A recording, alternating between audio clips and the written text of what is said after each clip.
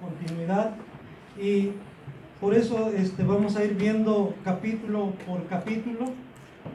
Y una de las cosas que quiero dejar claro desde un principio es que la palabra de Dios es tan bella, es tan perfecta, que no necesitamos maquillarla ni adornarla. Y que además la palabra de Dios tiene tal poder y autoridad que no necesitamos defenderla. La palabra de Dios por sí misma tiene ese poder, esa autoridad para convencer, para persuadir. El Espíritu Santo obrando a través de la palabra redarguye los corazones, y por eso estamos convencidos que esta palabra va a cumplir con el propósito por el cual fue dada, para lo cual fue enviada. Así es que vamos a tratar de apegarnos lo más posible a la Escritura.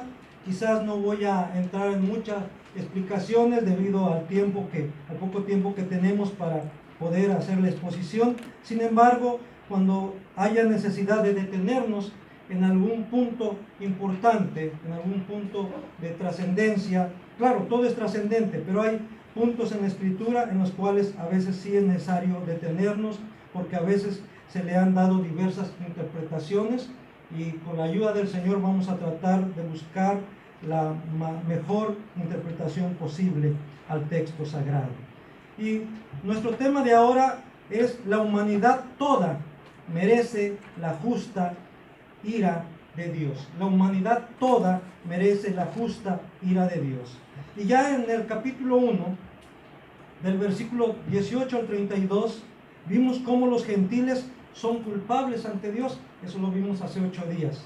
Incluso ahí vimos una lista casi interminable de los pecados que caracterizan al ser humano que no tiene el Espíritu de Dios, que no conoce la palabra, o que aunque conozca la palabra, pero la ignora. Entonces, hoy vamos a hablar sobre, en el capítulo 2, cómo los moralistas y religiosos son culpables también ante Dios. No solamente los gentiles que no tienen la palabra de Dios, o que no tienen el conocimiento de Dios escrito, sino aún los que conocen de la palabra, que en este caso vendrían siendo los religiosos, pero que no obedecen la palabra.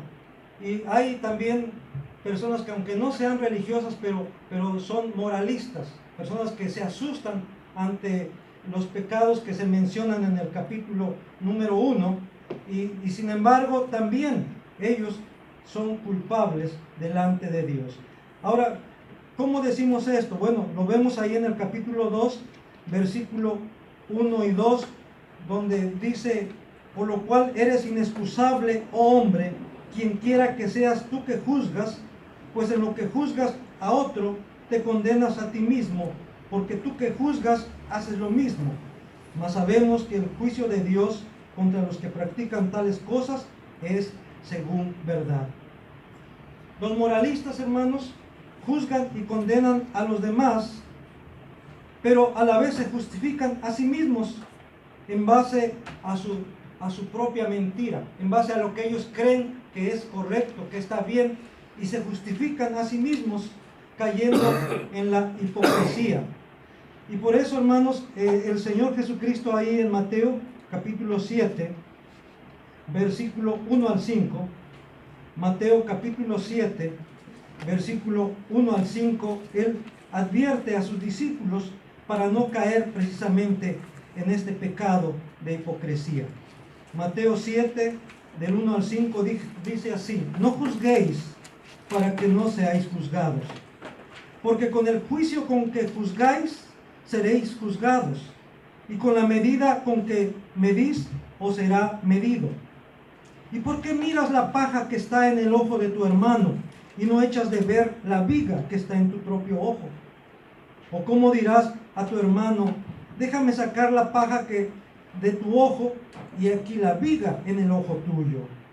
Hipócrita, saca primero la viga de tu propio ojo, y entonces verás bien para sacar la paja del ojo de tu hermano. Hermanos, en eso consiste la hipocresía, en eso consiste la religiosidad, en que la persona solamente está viendo lo malo que hacen los demás y juzgándolos y condenándolos, pero no se mira a sí mismo. No se da cuenta que él a veces está igual o peor que aquellas personas a las que está juzgando y condenando. Por eso dice aquí el apóstol Pablo: eres inexcusable tú, hombre o mujer, por supuesto, quien quiera que seas, tú que juzgas, pues en lo que juzgas a otro, te condenas a ti mismo, porque tú que juzgas, haces lo mismo. Entonces, en la manera en que tú estás juzgando y condenando, en esa manera también tú vas a ser juzgado y condenado. Y si tú juzgas sin misericordia, también vas a ser juzgado, juzgada sin misericordia. Por eso dice aquí, hermanos, que los moralistas también son culpables delante de Dios. También, hermanos, ellos piensan que están bien y por eso les va muy bien, y ellos siguen en esa mentira que ellos se han creído, que ellos mismos consideran que es lo correcto, porque ellos mismos han elaborado sus propias normas de conducta, ellos han definido lo que es bueno según ellos, sin tomar en cuenta la palabra de Dios, sino solamente sus conceptos morales, a veces sus costumbres, sus tradiciones, a veces lo que han recibido de sus familias, de sus padres. Pero, hermanos, sabemos que por la palabra de Dios, dice el apóstol Pedro, que muchas veces, ¿qué heredamos de nuestros padres? Pues heredamos la corrupción, pero también heredamos malas costumbres, malos hábitos, y fuimos rescatados de esos malos hábitos, de esas malas costumbres, de esas tradiciones erróneas, de esos pecados que se van transmitiendo de generación en generación. Hemos sido rescatados por la sangre de Jesucristo, dice el apóstol Pedro, por algo que es mucho más valioso que el oro o que la plata, la sangre preciosa de nuestro Señor Jesucristo. Pero también, hermanos, esa situación en que están viviendo no les permite darse cuenta de su error y volverse a Dios, y no recurren a Él. No se dan cuenta que Dios no se ha manifestado en su vida a través de traer juicio sobre ellos, porque Dios es bueno, porque Dios es misericordioso, porque dice la palabra del Señor que la misericordia del Señor son nuevas, sus misericordias son nuevas cada mañana, y grande es su fidelidad. La paciencia y bondad de Dios debiera conducirles al arrepentimiento. Ellos están convencidos que Dios mismo aprueba su forma de vida. Dice el versículo 3 y 4. Y piensas esto, hombre, tú que juzgas a los que tal hacen y haces lo mismo, ¿que tú escaparás del juicio de Dios? ¿O menosprecias las riquezas de su benignidad, paciencia y longanimidad, ignorando que su benignidad te guía al arrepentimiento?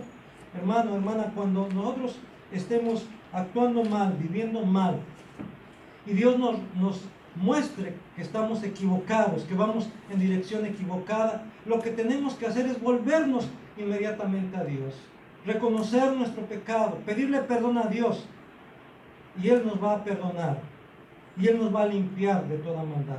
Porque si no lo hacemos, nos vamos a ir alejando cada vez más, y nuestro corazón se va a ir endureciendo, y nuestra conciencia se va a ir cauterizando, como ha pasado con mucha gente. Por eso aquí dice que lo que debiera hacer al ver la paciencia de Dios, al ver la bondad de Dios, al ver la misericordia de Dios, es conducirnos al arrepentimiento, para volvernos a Dios, porque solamente en Él hay salvación, porque solamente en Él hay vida eterna. Por eso aquí claramente está diciendo que no debemos menospreciar las riquezas de su benignidad, de su paciencia y de su bondad, para que de esa manera podamos ir a los pies del Señor. Leía yo en la semana un pensamiento, dice que cuando tus rodillas tocan el suelo, tu corazón toca la presencia de Dios, tu corazón toca el cielo. Y es importante, hermanos, esto, ¿no? Tener que humillarnos delante de Dios cuando sea necesario, porque dice el Señor que al que se exalta, Él lo va a humillar, pero al que se humilla, ¿qué dice? Él lo va a exaltar. Así es que humillémonos en la presencia del Señor y Él nos va a exaltar cuando fuere tiempo. Dios tomará como evidencia las buenas obras en su juicio, ya que los moralistas hablan de buenas obras, de hacer buenas obras, de amar a tu prójimo, de amar al hombre, ¿verdad? E incluso ahí entran los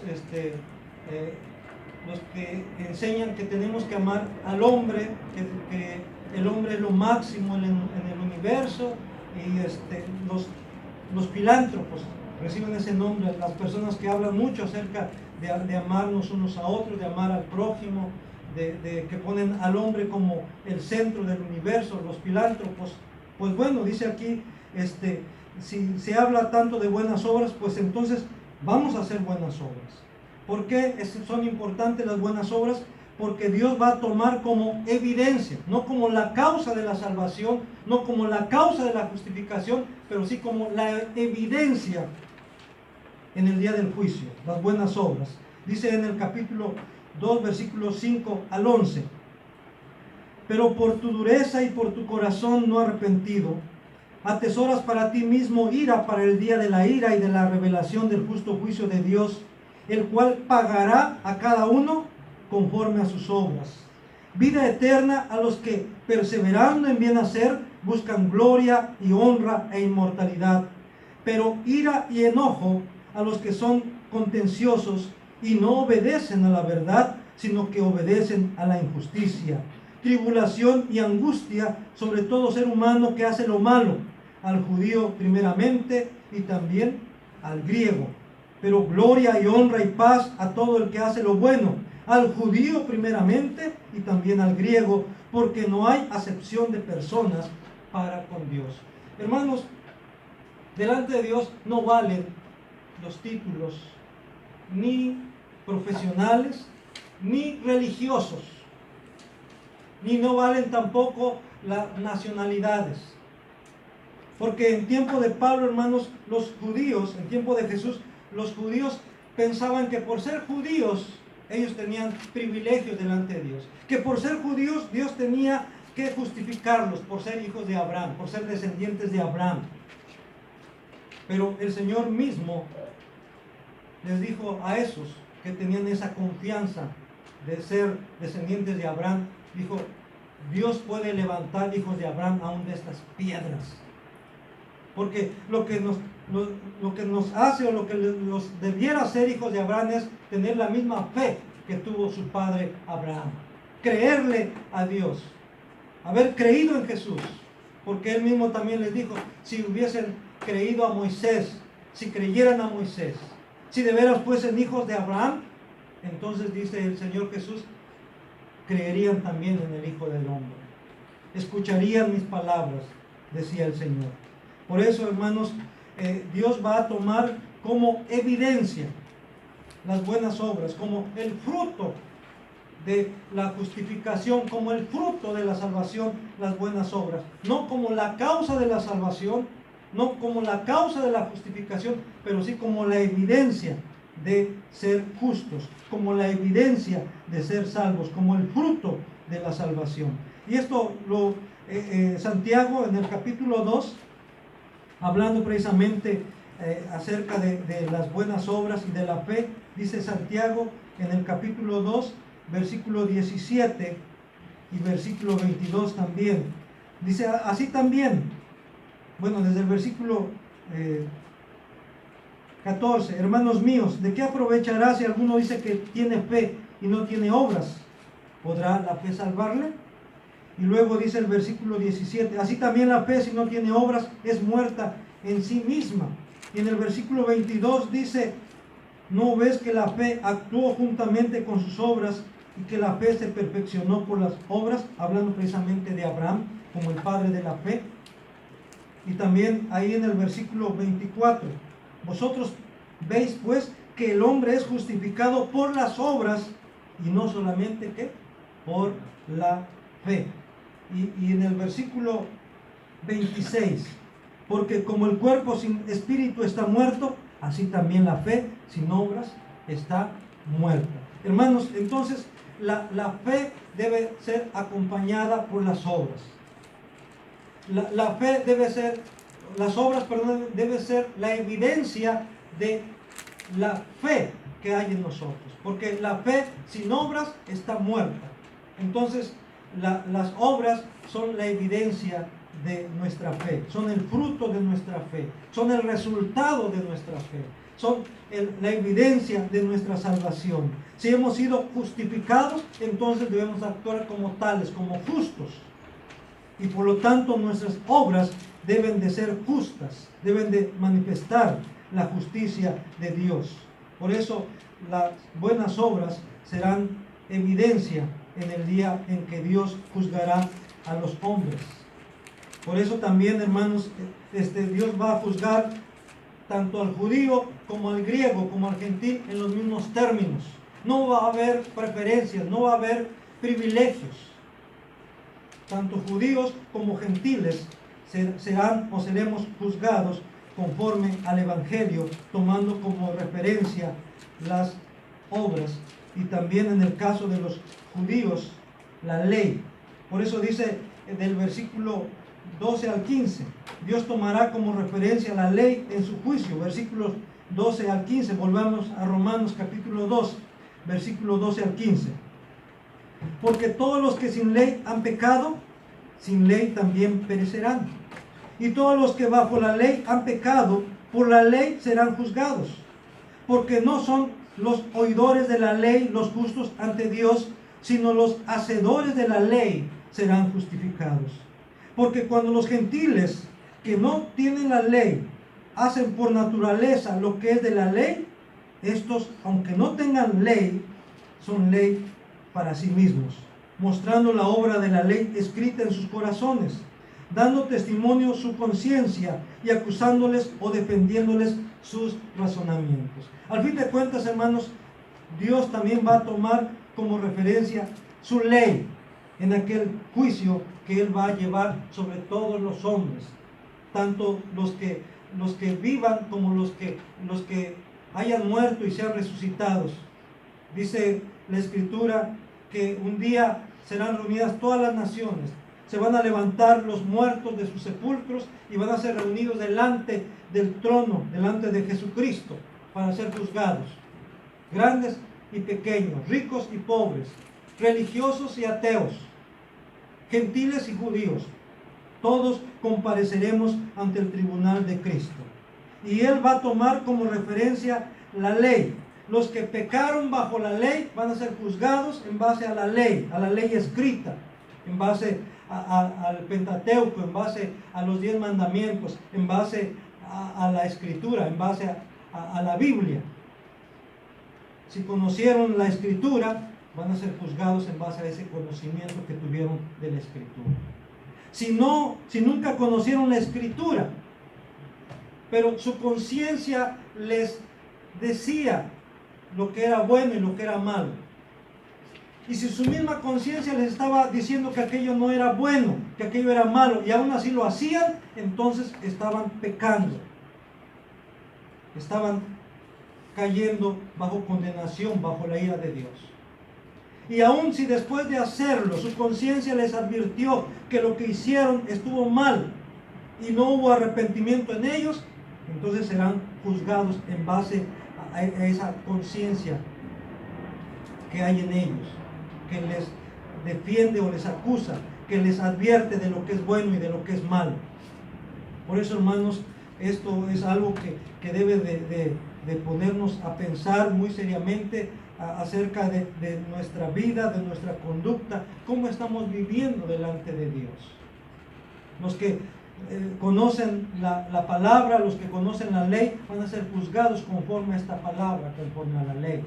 Los que no tienen la palabra no pueden justificarse diciendo, bueno, yo no conozco de la palabra y es más, no quiero ni conocerla porque, para que así pues yo tenga excusa. No tendrás excusa. ¿Por qué? Porque Dios de alguna forma escribió su ley en tu corazón, en tu conciencia. De tal manera que Dios utiliza tu conciencia para advertirte de lo que es bueno y de lo que es malo. Y si tú aún vas contra tu conciencia haciendo lo malo, entonces eres reo de muerte, eres reo de condenación. Estás bajo el juicio de Dios, estás bajo la ira de Dios, eres culpable delante de Dios, aunque no tengas la Biblia, aunque no conozcas la palabra, aunque no conozcas la ley. Por eso, hermanos, el apóstol Pablo lo primero que quiere hacer, habíamos dicho hace 8 días, que él está actuando como un fiscal. Él está presentando los cargos que Dios tiene en contra de la humanidad, tanto de hombres como de mujeres, tanto de ancianos, de jóvenes y de niños, tanto de judíos como de gentiles. Todos somos culpables delante de Dios. Todos hemos pecado y estamos destituidos de la gloria de Dios en nosotros mismos, por nosotros mismos. Por eso era necesario, hermanos, que Dios manifestara su justicia, que Dios mostrara su salvación por medio de Jesucristo. La aceptación o rechazo del Evangelio de Jesucristo será determinante en el justo juicio de Dios. Dice el versículo 16 del capítulo 2. En el día en que Dios juzgará por Jesucristo los secretos de los hombres, que dice, conforme a mi Evangelio. Dios va a tomar como referencia la ley. Dios va a tomar como evidencia las buenas obras. Pero, hermanos, lo que va a determinar si el hombre o la mujer, si el judío o el gentil va a ser justificado delante de Dios, va a ser ¿qué? El Evangelio de Jesucristo. La actitud que el hombre o la mujer, que el judío o el gentil haya tenido ante Jesucristo. Eso va a ser lo que va a determinar el lugar en donde el hombre o la mujer, el judío o el gentil, pasará la eternidad. Por eso dice, en el día en que Dios juzgará por Jesucristo los secretos de los hombres, que dice, conforme ¿qué? A mi Evangelio. No dice conforme a la ley, no dice conforme a las buenas obras, sino conforme a mi Evangelio.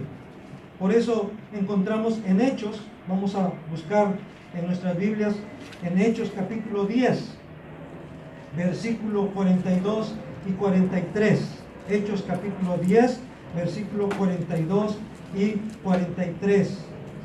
Y nos mandó que predicásemos al pueblo y testificásemos que Él es el que Dios ha puesto por juez de vivos y muertos.